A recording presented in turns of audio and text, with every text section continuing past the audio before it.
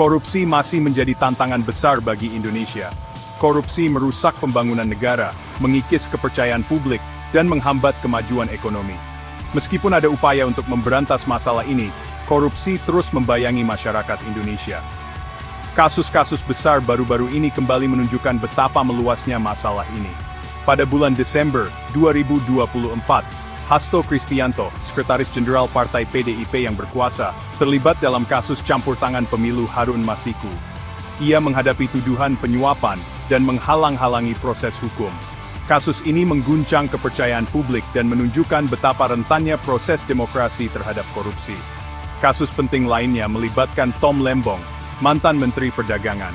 Lembong diselidiki atas dugaan korupsi terkait impor gula. Penyelidikan tersebut menimbulkan kekhawatiran tentang potensi konflik kepentingan dan penyalahgunaan kekuasaan di dalam kementerian pemerintah. Kasus-kasus ini bukanlah kejadian yang berdiri sendiri. Ini mencerminkan masalah sistemik yang membutuhkan perhatian. Dari pemerintah daerah hingga tingkat nasional, korupsi terus muncul dalam berbagai bentuk, mengikis kepercayaan publik dan menghambat kemajuan. Indeks Persepsi Korupsi, atau IPK, memberikan wawasan berharga tentang keadaan korupsi secara global.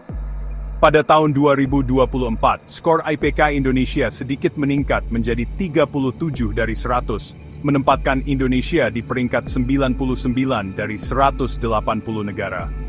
Meskipun setiap peningkatan patut disambut baik, skor ini masih mencerminkan tantangan yang signifikan dalam memberantas korupsi.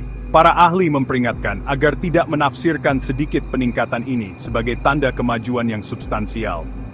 Lakso Anindito dari IM Mimbo 7 Plus Institute menekankan bahwa skor tahun 2024 hanya menunjukkan perubahan kecil dibandingkan dekade terakhir. Ia menekankan perlunya langkah-langkah anti korupsi yang lebih kuat untuk mencapai perubahan yang berarti dan berkelanjutan. Skor IPK ini memiliki bobot politik yang signifikan, terutama bagi pemerintahan Presiden Prabowo. Publik mengharapkan tindakan nyata untuk mengatasi korupsi dan memperbaiki catatan pemerintahan sebelumnya. Pemerintah mendapat tekanan untuk menunjukkan komitmennya dalam menangani masalah ini secara langsung. Selain itu, program-program pemerintah berskala besar, meskipun berniat baik, dapat menjadi rentan terhadap korupsi jika tidak dikelola dengan transparan dan akuntabel. Inisiatif seperti makan bergizi gratis memerlukan mekanisme pengawasan yang ketat untuk mencegah penyalahgunaan dana dan memastikan bahwa sumber daya sampai ke penerima manfaat yang dituju.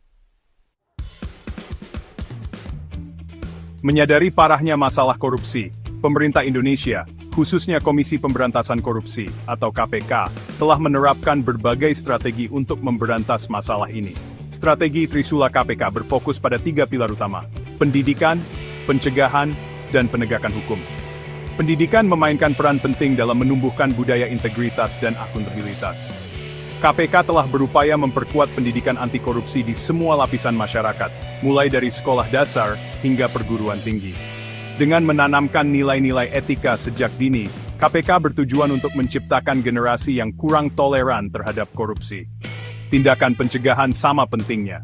KPK telah memperkenalkan inisiatif seperti Pancek, sebuah panduan yang dirancang untuk mempromosikan praktik bersih dalam bisnis. Panduan ini memberikan saran praktis dan sumber daya kepada perusahaan tentang cara membangun kontrol internal dan standar etika yang kuat. Dalam hal penegakan hukum, KPK telah memanfaatkan teknologi untuk meningkatkan kemampuannya.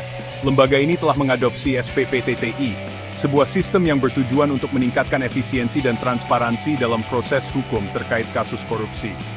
Meskipun ada upaya ini, tantangan tetap ada. Transparency International Indonesia menekankan perlunya memperkuat tata kelola etika dalam ekonomi dan sektor bisnis.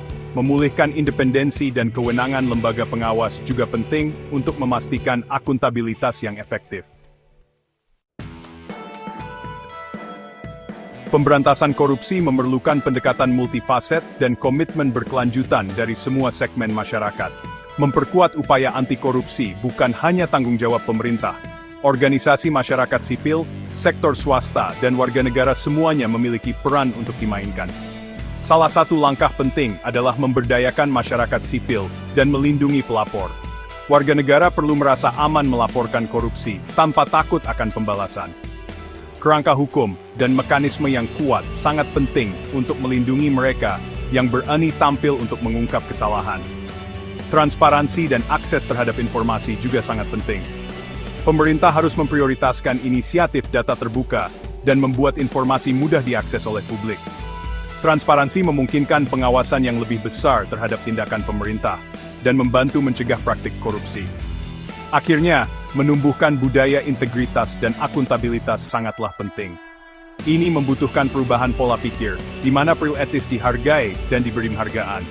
Lembaga pendidikan, organisasi keagamaan, dan keluarga semua memiliki peran dalam membentuk nilai-nilai etika dan mempromosikan integritas.